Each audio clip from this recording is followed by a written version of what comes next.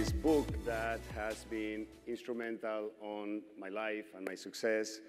And this is really what I'm here to do, is to share my personal experience and how this has benefited me and people around me. And it's not just all about money.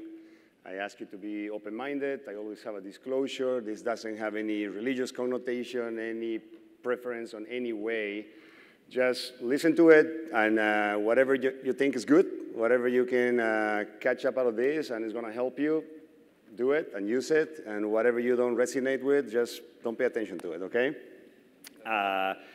You know, this is a book that was written in the 1800s, so a lot of the connotations when you read the book talks only about men and him and his and stuff like that. So, but that's because when it was written. And it was written by a guy named Napoleon Hill, who dedicated a good part of his life, 20+ years, living with the most successful people at that time. So he studied them, he watched them, what they do when they wake up in the morning, what's all about, right? And then he condensed all this knowledge in this book, which is an amazing book. So with that, I'm going to start. Let's go to this.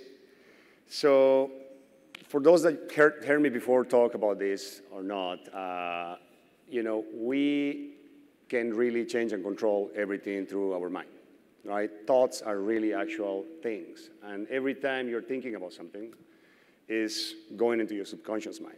And, you know, if you have the ability to control that, and you have the ability to, you know, first become aware of that, and that you have that power, you really can start using this tool, right? So the important thing is not just to think stuff, you know, is to emotionalize it.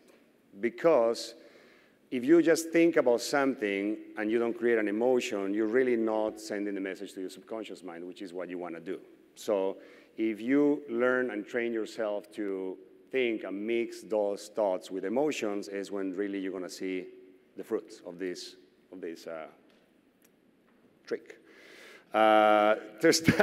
To start, though, we have to have all a burning desire. What is a burning desire? What is it that gets you up in the morning? What is it that you want it so bad that you're not going to give up until you get it? Whether it's money, relationship, health, anything in life that you want to get, right? So if you have that clear picture, and by the way, it can change. It's not like, because a lot of people sometimes call me and they're stressed. It's like, if I think about this and that's the only thing, I kind of want this other thing too, and what about this other thing? It's like, don't stress about it. It is supposed to be enjoyable and fun, right? So just think about something, right? Think about what is that burns inside that gets you going every day. And focus on that. Once you focus on that, now you have a direction where you want to go. And that's a lot easier to know where you're going when you have a place to go than just, I used to use the analogy of jumping on a taxi and telling, take me somewhere, right? Is that takes you to a place called nowhere. And it will be a very expensive ride, and it will be a lot of waste of time.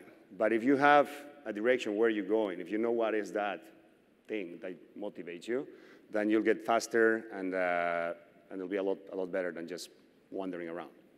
So, you know, execution is a big part of it, right? Because a lot of people, when I do this, and I used to do these talks with Steve Scholl in the Skirball Center up in LA, and always when I finish this talk, there will be someone that raise their hands, like, okay, well, this is nice, great, thank you so much for your time, but can you just tell us the secret? What's the secret? Well, how you became so successful? And I'm like, okay, well, I just told you, but you know, but it's really the execution, right? It's like if you all get together again, 200, 100, or whatever people that were there at the time, in 3 months from now, and I get everyone to raise their hand, they actually did exactly what I told you to do. If 3 of them raise their hand, I'll be shocked, because that's what happens. Everybody drops the ball. So if you have the discipline not to drop the ball and do it and wait, it's going to take time, and then you'll start seeing amazing results in your life, right?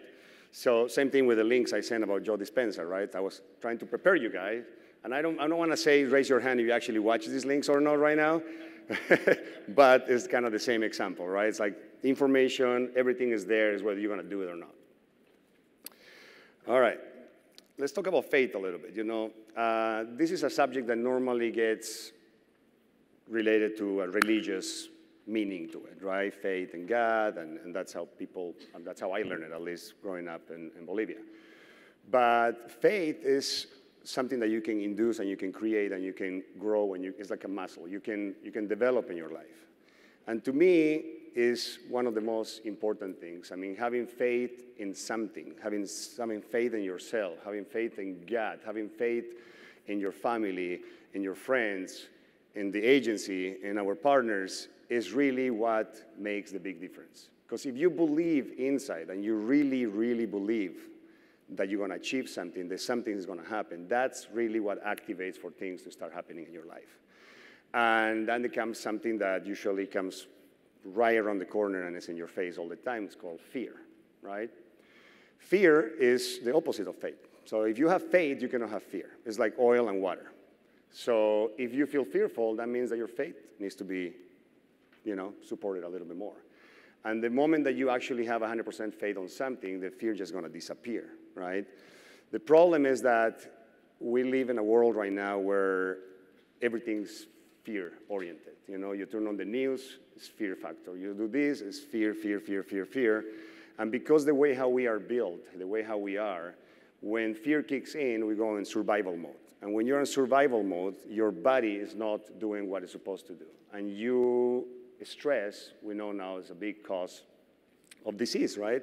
Because you're not at ease. You're not where you're supposed to be. So you're fearful and you're scared, then your body's going to start breaking down in different ways, and you're not going to be able to get what you get because you're not in coherence. And you're going to learn more about this later.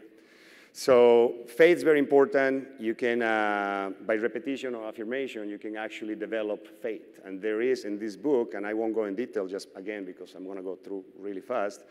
You can read the book and you can read the chapter of faith, and they are actually exercises that teach you how to work this. Okay?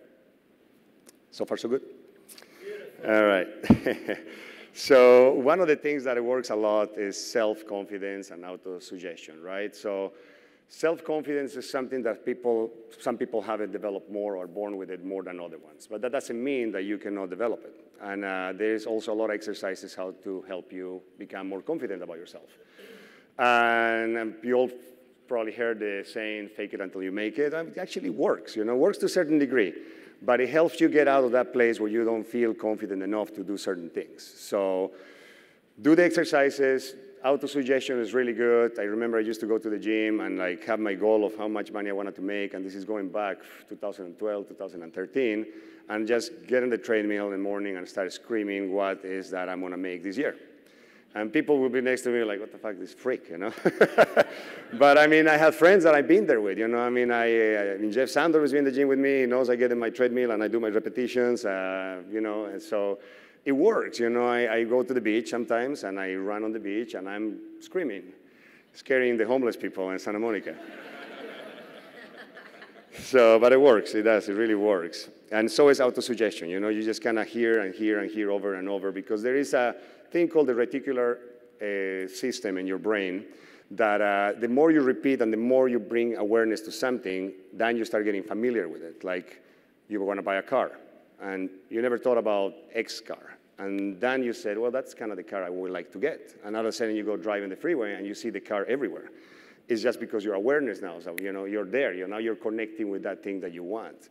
So these kind of synchronicities, magic, start happening in your life when you start using these concepts and these tools. I mean, at least it worked with me. Human nature says, when I see it, I'll believe it. Faith says, I believe it, therefore I'll see it. You see the difference on that? I mean, it's really how faith works, all right? And there's one more from Confucius. He who says he can and he who says he cannot, they're both right. They're both creations. So every time you say I can't, you're creating that. Every time you say I can, you create that. So when I talk sometimes and people's like, I wish, or when, or maybe, or stuff like that, it doesn't work because you need to send clear messages. You hear yourself saying these things and then you start believing it subconsciously, right? So oftentimes you said, if I close escrow, it's going to be great. No, it's like when. So those little changes, I know sound very simple, but once you start, because this whole thing is about habituating your life on using this on a daily basis. This becomes your way of living. And if you can make these changes constantly, it's like, little changes, then at the long term you start seeing big results, okay? All right. This is what gets really interesting. So there is the conscious mind and the subconscious mind, right? And again, later you're going to learn probably a little bit more than this, but I want to make it super simple for you.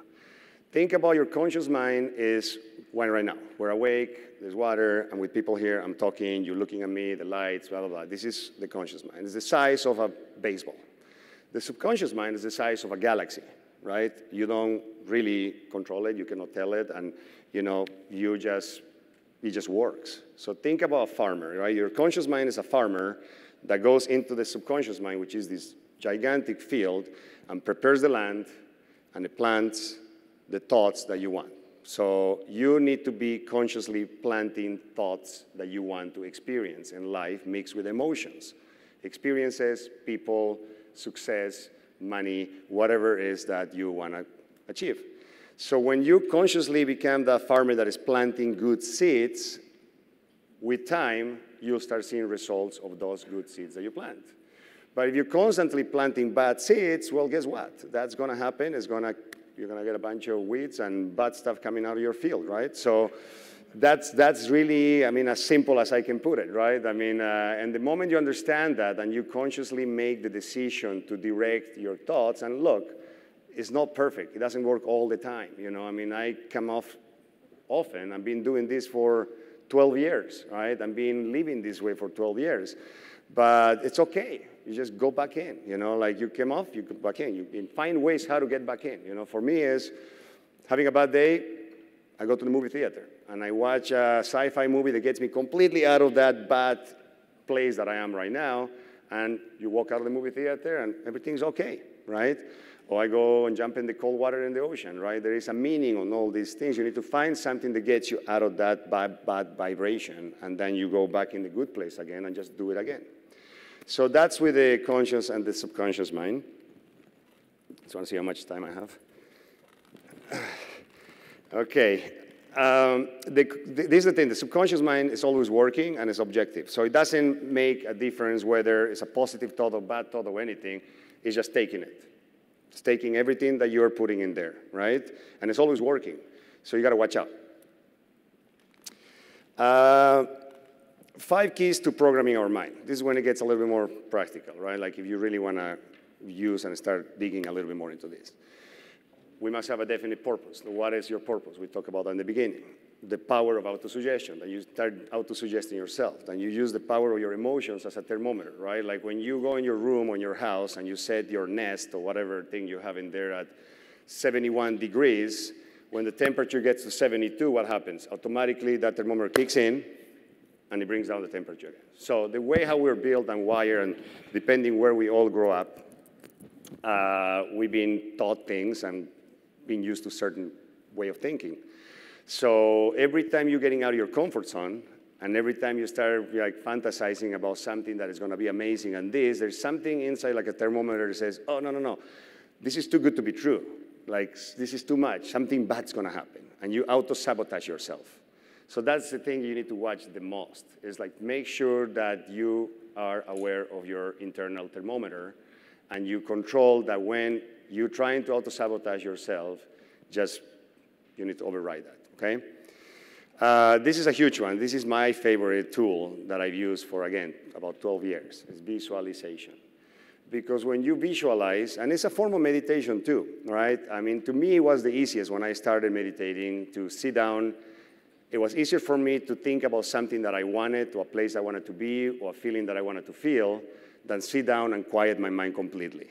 Now I'm able to do that more with practice, but in the beginning, visualization was the easiest, best tool, because think about the world being your catalog and just think and pick whatever you want, right? And just sit down and close your eyes and feel what's going to feel being in a situation like that. What's going to feel to be my 50th birthday with my best friends and family sitting next to me, what you want to wear, what kind of pants are you wearing, how do they feel in your skin, how you feel physically, how happy you are, what kind of wine are you drinking, what does the silverware in the table looks like, what kind of color of flowers. Like the more detail and color that you can put into it, the more you're going to activate your emotions, and the more you're going to be able to be in that place without being, and your mind doesn't know if you're actually there or not. So therefore, what it does is introduce you to the right people, right? Right opportunities start happening. You wake up, you go to a listing appointment, and the people just want to give it to you. You go in the supermarket, and you see someone that you didn't see in a long time, and that person wanted to list their stuff. I mean, that kind of magic only happens if you're doing this kind of stuff. And it works that way, right?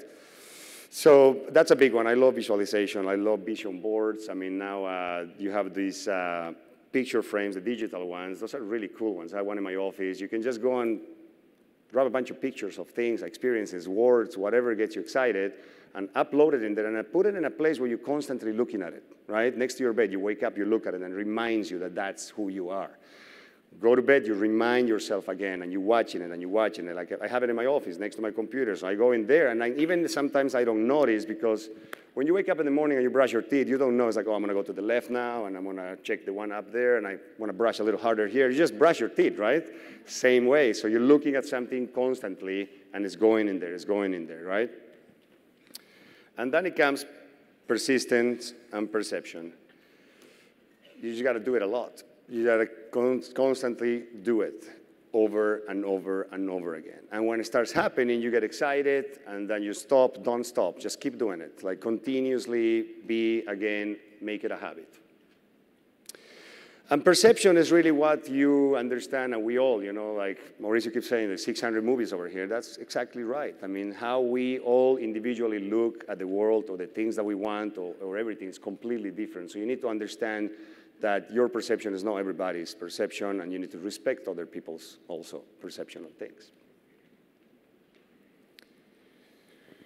How to motivate yourself? Okay, this is a good one. This is something that I wouldn't say master, but I became very good at it.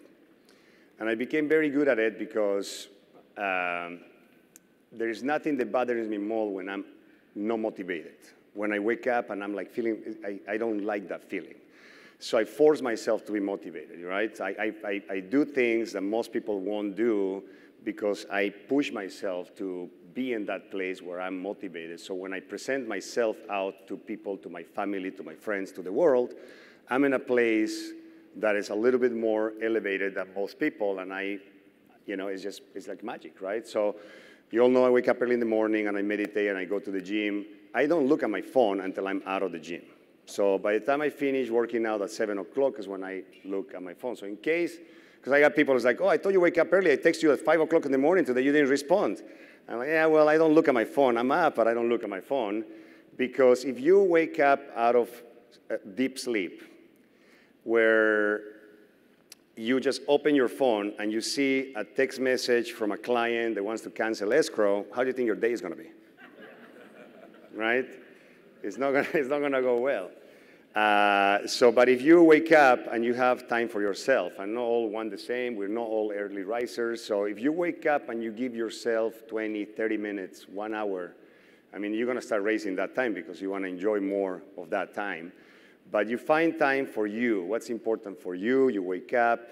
Gratitude's a big one. Just wake up and start by being grateful of being alive and opening your eyes in that moment, or having a cup of coffee, whatever it is, right? And if you start your day that way and you go and mix that with exercise and you get all your juices going, right? And endorphins and all that we're going to jump right now. When you go back to your house and you turn on your phone and you look at that text message, it's not going to affect you the same way as if you were to look at it in the morning. You'll be primed, like Tony Robbins says. You prime yourself to when that happens, you're prepared not to let that affect you. And then you'll know how to handle it. And then when you call that client, the way how you speak with him, it will be also very different than when if you just woke up and look at it and you freaked out and then, getting that phone call. So do exercise a good one, set goals, And when I say set goals, I mean, I like to set goals, weekly goals, monthly goals, 6-month goals, a year, and then I like to set long-term goals. And the long-term goal is the one that I use for visualization, because it's in 10 years, I'm going to be in this place, and I'm going to feel this way, and that's how it's going to be. So that's how I break the setting goal part.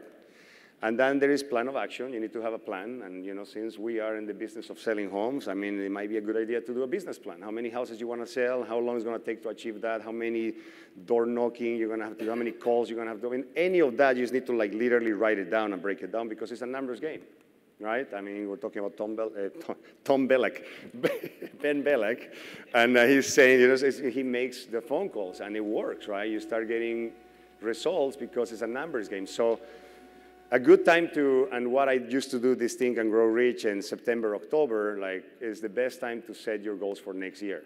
Don't wait until January 1st when you're handover, I'm not going to set my goals now. No. Do it now. So when that happens, you know already, and you are in that direction. By the way, the escrows that you're going to start opening in the next few days, especially the 60-day escrows, they're not closing this year anymore. They're for next year. So if you start setting up a goal right now, this is going to start carrying to next year. So you have to have a business plan. Business plans, they don't need to be overcomplicated. Simplicity really helps. Just make it in your own way. Pull Google and put examples of business plans, and you just create your own business plan. Obviously, if you want to do more complex one, welcome, but just don't let that stop you. Just write down what you want to do. And then schedule it. That's a big one, right? If you don't put it in your schedule, it's not real. It's that simple. You need to write it down and put it in your schedule. And when you go, I look at my schedule before I go to bed, and I know what's going to happen tomorrow. You have to schedule every single thing you do. That's a big, big, big tool. And then how you spend your time. This is I heard, I don't know where, but I heard this, and I was like, oh, that's a good one. Do you spend your time like cash or like a credit card? Because if I give you a credit card and I take you to a mall, it'll be a lot easier for you to spend the money on a credit card than grabbing the cash and having to actually pay every time you're spending in something, right? Because you just see that it's going away and it's like, oh shit, I only have this left. But with a credit card, you're just spending and spending and spending. So be careful on how you spend your time.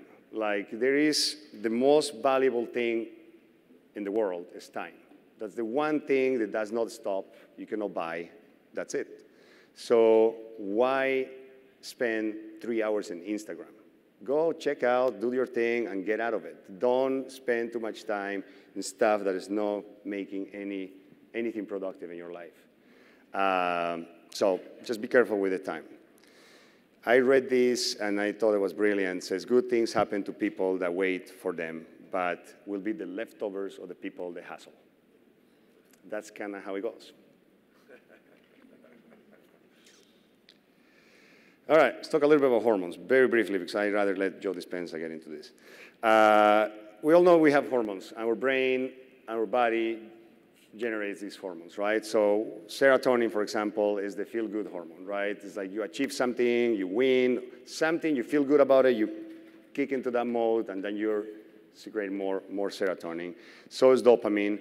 It's a release of pleasurable situations, right? It can also be obtained by taking illegal drugs, which, is not the way to get it, right? A lot of people find to get levels of these hormonal arousals and rushes through different things, right? Going shopping is one that will get you there too, but those are things that just wear off and you're done once the drug effect is finished or when you're done shopping and then you're back to the thing. But if you can learn through exercise, through doing things that make you feel good, how to control this and release these kind of hormones more often, then you're going to get all the benefits in it. You have oxytocin, that's a love, sex hormone that gets put in your body when you're having all those feelings. When you go in your house and you see your pet that is always happy to see you, and you feel so good about this pet, that's when oxytocin is kicking in, right?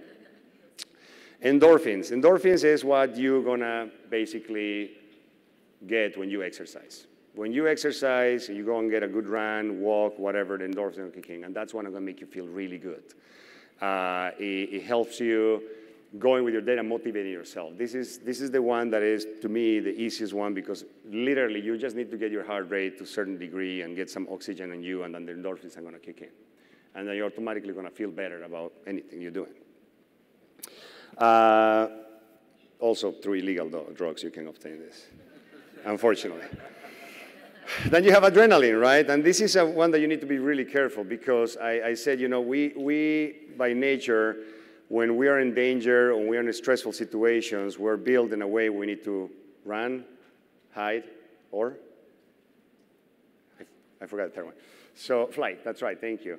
So, but that's not supposed to be for you to be feeling that way constantly, right? If a deer is being chased by a coyote or a lion or whatever, this hormone of adrenaline, what it does is rushes blood in the organs that are important at the moment to survive.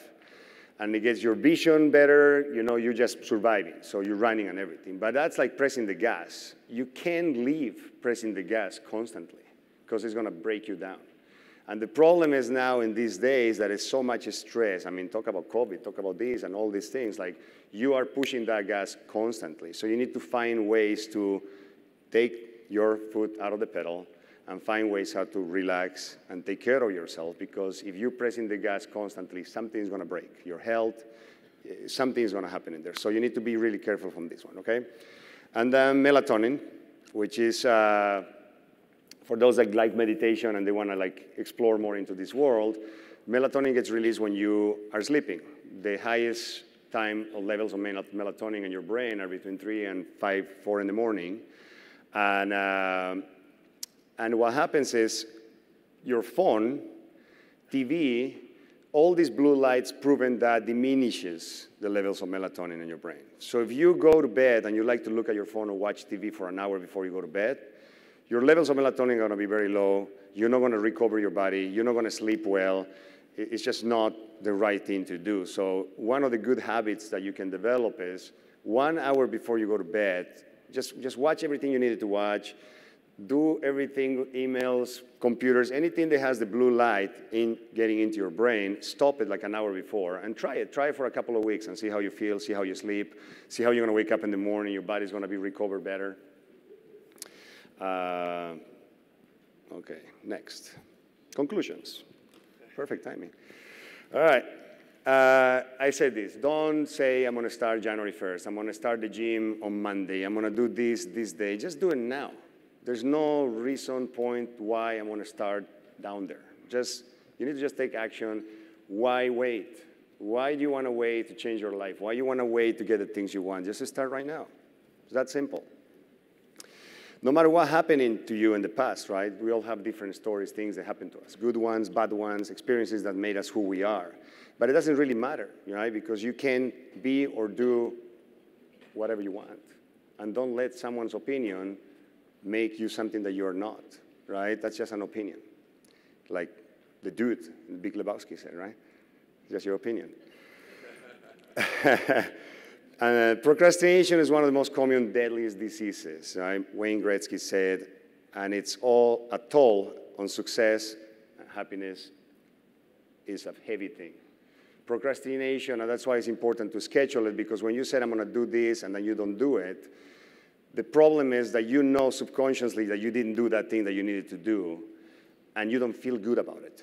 And when you go home, I always say, and you finish your day, you work, and you're driving home after work, 5, 6, whatever time you go home, don't go home feeling that you didn't do enough, or you forgot to make that phone call, or you spent too much time in social media and you couldn't make those 10 extra phone calls, but you didn't, and you're going to do it tomorrow, which it won't happen tomorrow anyway.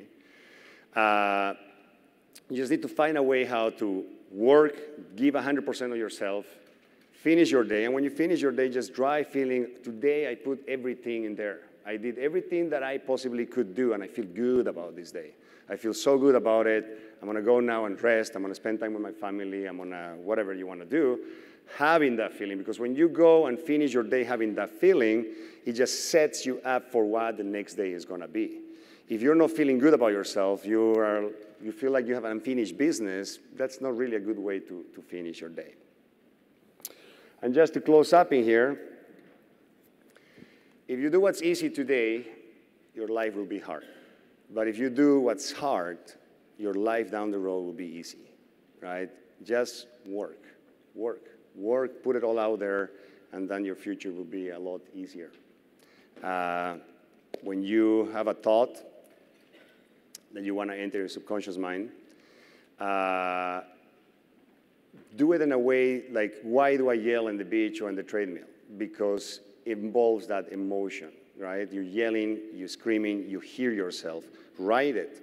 There's a meaning when you write journals and everything, that when you're writing, it's an action. You're looking at it, you're thinking about it. It's that experience that makes it to be printed in your subconscious mind a little harder than just thinking about it or saying it briefly, okay?